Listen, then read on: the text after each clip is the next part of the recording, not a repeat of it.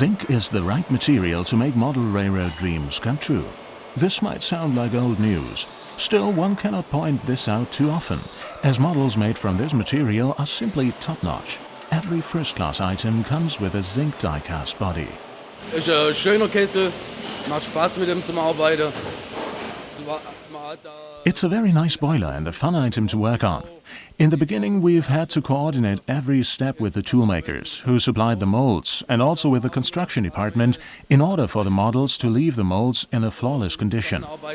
Entsprechend die Form so optimiert, dass das Teil in einwandfreiem Zustand aus der Form rauskommt, ja. Surely you recognize this item at first glance. If not, we'll give away the secret. It's the boiler of Series 95. Die Kollegin tut jetzt jedes Teil zu 100% optisch kontrollieren. The item undergoes a thorough visual check to make sure that the surface is smooth enough and lives up to our standards. Possible flaws are air inclusions or incomplete parts where the liquid metal has not filled the entire mold. Every flaw means additional work for the following production departments.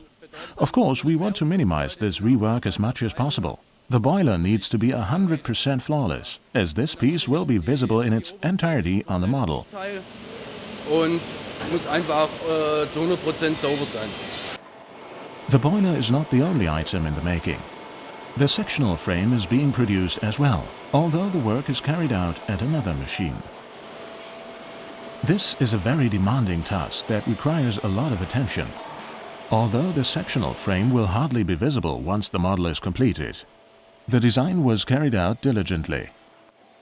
Mit dem Rahmen, der ist anspruchsvoller, sage ich jetzt mal, als der Kessel. Casting the sectional frame is more of a challenge as it comes with a lot of details that require absolute dimensional accuracy. For example, with the axle journal boxes. Also, der war schon sehr anspruchsvoll, ja. Klaus Kiesling has worked at the zinc die-cast department for many years. He checks every single item in order to detect even the smallest flaws. The sprue is still attached to the cast part. It will come off in a later production step. What's going to happen with all the superfluous parts like the sprue? Die kommen dann in den Abfallbehälter. They're collected in a trash can and will later be melted and reused for casting. Den Maschine wieder zuführen. It's still a long way until the locomotive can finally take its place in the box. The packages will also come in a different design. Ja, bei der Baureihe 95, das wird die erste Lokomotive sein für Insidermitglieder, die auch eine... Series 95 is going to be the first Insider Club model to receive a newly designed packaging. That is, a dark grey cardboard box with an elegant design matching the beautiful engine inside. All in all, a high-quality package worthy of new club models. Sehr hochwertig, sodass die Insider-Modelle da auch wirklich angemessen verpackt werden. This is good news for the club members. And it will get even better once they've had a chance to observe their brand new models on their layouts at home. The locomotive will automatically log in at the central station thanks to the new MFX technology. Of course, it will also be possible to operate the vehicle in the cab mode, which will create a realistic appearance of the driver's cab on the display. The 5-coupled locomotive accelerates very smoothly. Of course, this model will also run on analog layouts. Headlights are switched on automatically, and the smoke generator comes as an additional option for Series 95. The model also tackles narrow radii like the R1 without any trouble. Being a locomotive with a tender, the Series 95 doesn't look bad on narrow courses, which may be a huge relief to every model railroader who doesn't have a spacious layout.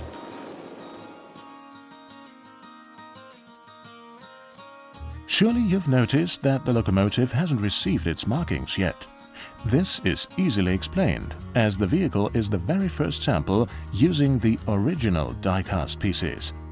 That's also the reason why the numerous sound and light functions are not yet available in this model. Even the double-slip diamond crossing of the K-track assortment doesn't pose a real challenge to this engine.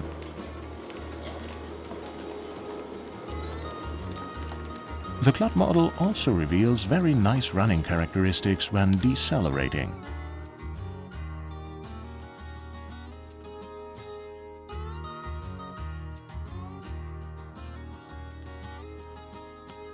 The wheels with their tiny flanges are a real sight to see. The coupled axle is quite flexible with 2 axles resting on springs.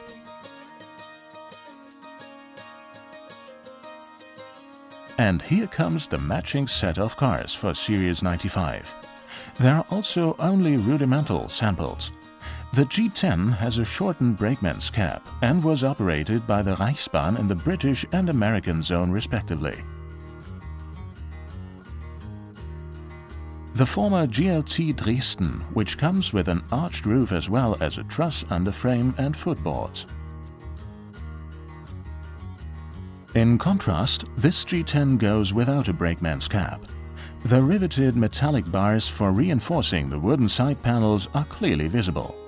Buffers are situated on both ends, with one being curved and the other one flat. This is yet another version of the G10, which doesn't have a handbrake. Therefore, the truck is the same length as the body. And this is the original G10 with a raised brakeman's cab and stairs. Whereas this G10 comes with a shortened brakeman's cab and also has striking metal reinforcements riveted on the wooden panels. The roof is slightly arched. Finally, the beautiful freight train is completed by a Kassel car with movable sliding doors. The fact that not one of the brown cars looks alike makes the train even more interesting. The new Series 95 is a very promising new item thanks to its appearance and technological features. It's going to be a highlight not only on steep slopes and large layouts but on smaller courses as well. Club members may look forward to its release, provided they've already ordered their very own version of this outstanding model. This is a very good reason to celebrate, as this model will surely be a very coveted item and far less obstinate than a donkey. Which is just as well, since he would not like that at all, and neither would Märklin insiders and Tricks Club members. Have you already ordered the club model at your local specialist dealer? Deadline for ordering is April 30th. And it would be real pity to miss this beautiful train.